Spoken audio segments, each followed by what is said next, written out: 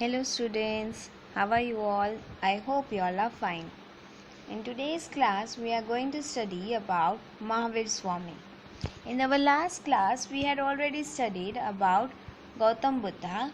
In this class, we are going to study about Mahavir Swami and his preachings and what was his life and how did he change his life and how did he attain peace in life.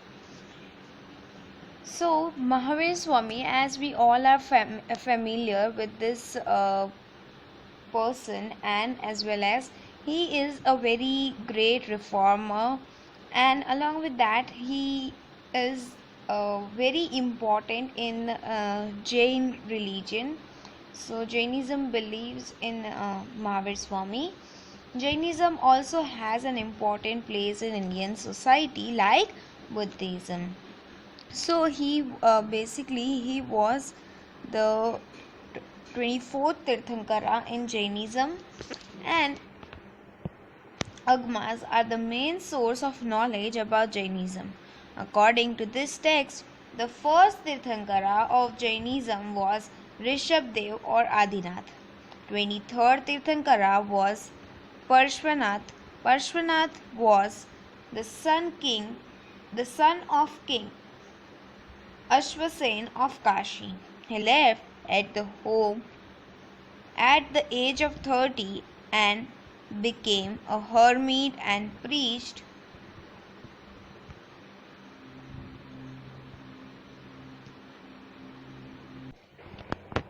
Jainism. He opposed Vedic religion and rituals and caste system. So Mahavir Swami had he was the Tirthankara of Jains. Right over here we had studied this. He was the 24th Tirthankara and 23rd Tirthankara was Parshvanath. He was also the son of king, and he left his home at the age of 30 years of old. Right now over here we have some more things which is mentioned about the Mahavir Swami's early life.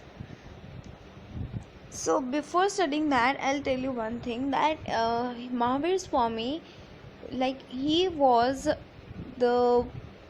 a person who was opposing, that he did not believe in the religions and rituals and the caste system which was there in India, and he gave the preaching about truth, non-violence, asti and non-possessiveness. About these things we are going to study further. Right? He gave knowledge about all these things. After him, Mahavir Swami was the 24th and last Tirthankara we have learned about him. So, we are going to study more about Mahavir Swami and early life. Mahavir Swami was born in Gantra Kshatriya dynasty of Kundgar, Republic of Vaji Union. His childhood name was Vardhaman. His father Siddhartha was the king of the republic. Mahavir Swami's mother's name was Trishla Devi. So basically Mahavir Swami's childhood name was Vardhaman, and he was the son of king of a republic state, and his mother was Trishla Devi, and he also had a elder brother whose name was Nandivardhan. Like Gautam Buddha, Mahavir Swami was also a prince, thus he acquired knowledge of many arts. He was married to Princess Yashoda. His daughter's name was Priyadarshini, and he was also married to a queen, and his father's name was Priyadarshini. He was married to a princess, right? And he also had a daughter named Priyadarshini. Now, as I have already explained you about this chapter, we have already done with this chapter. I will tell you something more about leaving home and sadhana. How did he why did he left home and what did he do after leaving the home? So he left home at the age of 30 years in search of knowledge. He lived like a bhikshu, which means beggar, and did a harsh penance for 12 years. He did a very harsh penance. Penance means tapasya. On the bank of river Rijupalika, he attained the highest knowledge, that is Keval Gyan. As he conquered his mind and sense, he was called Jin. Such great mighty Vardhaman came to be known as Mahavir, and he did a great penance, a very long penance for 12 years, and when he attained knowledge, that is called as Keval Gyan, and when he came back to his senses, he was called as Jin and he was given the name of Mahavir. Now we study about the preachings of Mahavir Swami. What were the 5 things which he did? So preachings, like Buddha, Mahavir Swami too believed that the world is full of fear and sorrow. So like Buddha, Mahavir also believed that the world is full of sorrows and fears. He rejected God's existence. So Mahavir Swami did not believe that God is there. He believed, he rejected God's existence. His teachings are known as Doctrine of Tiriratna. He preached the following 5 words. What message did Mahavir Swami give to the public? So he told about non-violence, truth, asti, non-possessiveness, and brahmacharya. What is non-violence? Non-violence, according to Mahavir Swami, was that violence is the biggest evil in the human society. We should not do any kind of violence. Even the smallest creature has the right to live. Even mental violence should not be done.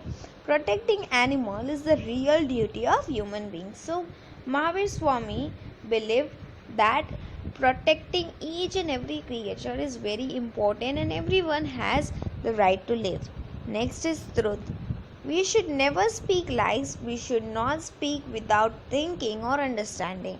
We should abstain anger to follow the truth. The truth should always be followed in every situation. So he told the importance about the truth. Why should we speak truth? Right? We should always speak truth. Asti. What is asti? Theft. Theft is the biggest evil. We should not take anybody's things without his or her permission. Entering anybody's house without permission is also like stealing. By saying so, he tried to keep the society of that time away from stealing. Next is non-possessiveness, which is also called as aparigraha, which means that men should not store goods, possessions, ornaments or clothing beyond their requirement. Keeping the things as per requirement reduces collection instinct in the person, and the things like grains reach up to the poor. This was the important message. So he told men that people should not store the things more than requirement. So when we keep those things more than we require, so it is wasted. So the poor people, the people who actually need it, won't get it, right? Next is the last one, brahmacharya. He specifically told Jain monks and nuns to observe celibacy, which means to be unmarried, right? So the brahmacharya, like the Jain monks, the Jain sons should not get married. They should observe celibacy. So this was about the preachings of Mahavir Swami, and remaining part we have already completed in our session. So we'll continue the next chapter in our next class. Thank you.